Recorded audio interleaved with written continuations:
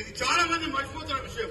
ఎంతో మంది ఉద్యోగుల పాలిట ఈరోజు శాపంగా మారినటువంటి ఈ జీవోను ఆ రాష్ట్ర ప్రభుత్వం తీసుకొస్తే ఆ దాన్ని మేము రాగానే సరళీకరించి ఖచ్చితంగా దీని మీద 317 జీవోను రద్దు చేసి ఉద్యోగులందరూ మా సొంత జిల్లాలో పంపిస్తామని చెప్తే ఇప్పటికి కూడా చేయనటువంటి ఒక బాధ్యత లేనటువంటి ప్రభుత్వంలో మనం అందరం పంపుతా ఉన్నాం.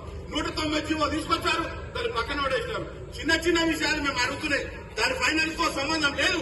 జీవోలు తీసుకొస్తేనే సంబంధం, ఒక పెన్ను పేపర్ తో సంబంధం ఉన్నటువంటి వాటిని కూడా ఈ రోజు రాష్ట్ర ప్రభుత్వాలు పక్కన పెడుతున్నాయంటే ఒక్కసారి మనం కూడా ఈ రోజు రాష్ట్ర ప్రభుత్వాన్ని మనం ఖచ్చితంగా ప్రశ్నించాలి. ప్రశ్నిస్తేనే ఈ రోజు ఖచ్చితంగా కూడా మనం అందరం కూడా ఈ రోజు ముందుకు పోతాం. మన సమస్యలు పరిష్కారం అవుతాయి. మన ఓపిక, మన ఉద్యోగులకు చాలా ఓపిక.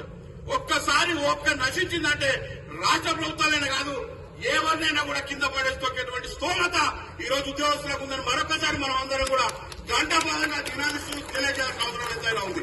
ఖచ్చితంగా కూడా మే 5th రోజు కూడా ఇంకా బహిరంగంగా పొద్దుగాల నుంచి రాత్రి వరకు మీటింగ్ పెట్టుకుందాం. అందరం భాగస్వామ్య సంఘాలతో బహిరంగంగా మాట్లాడదాం.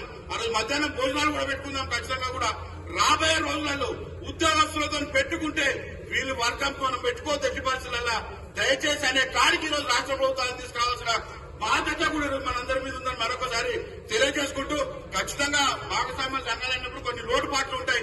అవన్నీ తీసుకుని మనం అందరం కూడా ముందుకు పోవాల్సిన బాధ్యత కూడా మనందరి మీద ఉందని తెలియజేస్తూ మరొకసారి ఈ కార్యక్రమాన్ని విజయవంతం చేసిన మీ అందరికీ కూడా పేరు పేరున ధన్యవాదాలు, కృతజ్ఞతలు తెలియజేస్తూ లాస్ట్ టీఎన్యూస్ కాకుండా ఎంప్లాయీ జేఏసీ చైర్మన్ అలాగే టీఎన్యూస్ అధ్యక్షులు అన్న పరమేశ్వర గారు మాట్లాడాల్సిందిగా కోరుతా ఉన్నాం.